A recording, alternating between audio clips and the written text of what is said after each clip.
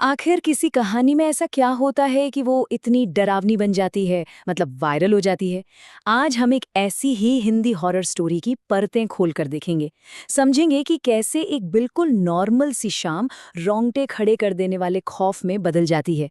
चलिए पता लगाते हैं। क्या तुम्हें पता है मेरा पति कहाँ है?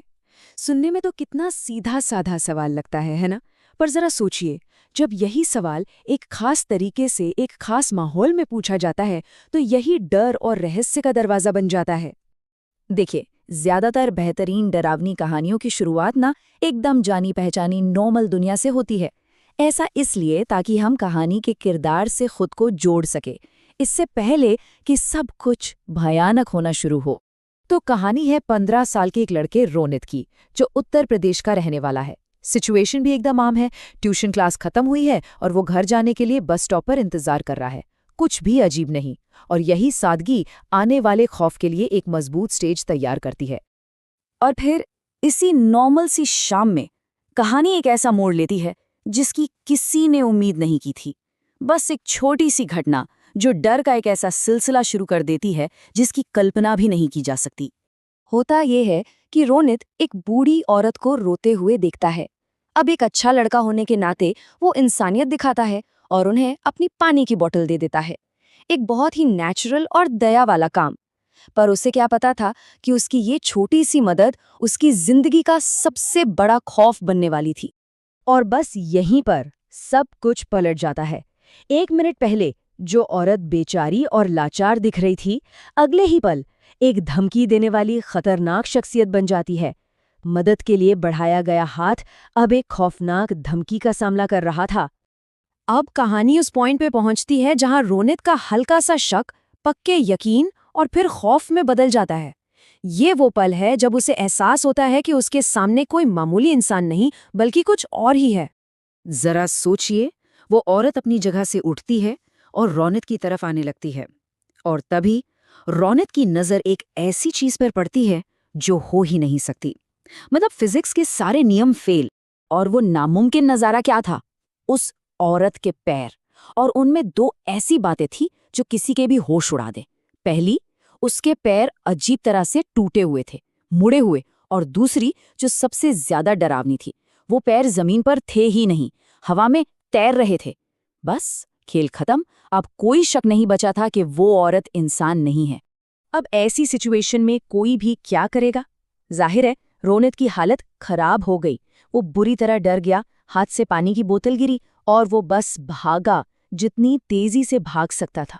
इसे फ्लाइट रिस्पॉन्स कहते हैं, मतलब बस जान बचाकर भागो। पर क्या लगा कहानी खत्म? नहीं, बिल्कुल नहीं। असल खौफ तो अब शुरू होने वाला था, क्योंकि वो डर बस स्टॉप पर नहीं रुका। वो रोनित का पीछा करते हुए उसके घर पहुंच गया। मतलब वो जगह जहां हम सबसे सेफ फील करते हैं। और टाइम क्या था? रात के 2 बजे। हॉरर कहानियों का प्राइम टाइम, है ना? वो वक्त जब पूरी दुनिया सो रही होती है और हर छोटी सी आहट भी डरावनी लगती है। जरा उस खौफ को इमेजिन कीजिए। रोनित की आंख खुलती है किसी के रोने की आवाज से, और वो क्या देखता है? वही औरत उसके बेड पर बैठी है, उसके अपने कमरे में, उसकी सेफ स्पेस में। इससे ज्यादा डरावना और क्या हो सकता है भला? तो देखिए खतरा कैसे लेवल अप हुआ। बस स्टॉप एक पब्लिक जगह थी, पर बेडरूम वो तो सबसे प्राइवेट जगह है। मदद के लिए दी गई पानी की बोतल अब खून की बोतल बन गई, और वो सवाल पूछना अब सीधा फिजिकल अटैक में बदल गया। मतलब डर का मीटर 0 से सीधा 100 पर पहुंच गया। और फिर कहानी अपने पीक पर पहुंचती है। अब वो सिर्फ एक रहस्यमयी साया नहीं, बल्कि एक हिंसक आत्मा है जो बदला चाहती है। उसने रोनित पर हमला कर दिया, उसका गला दबाते हुए उस पर इल्जाम लगाया कि उसने उसके पति को मारा है। अब बात सिर्फ डर की नहीं थी, जान पर बनाई थी।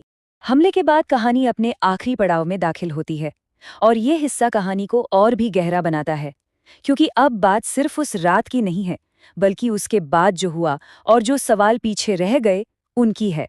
जैसे ही रोनित के पेरेंट्स लाइट जलाते हैं, औरत गायब, और उन्हें क्या लगता है कि बेटे ने कोई बुरा सपना देख लिया है।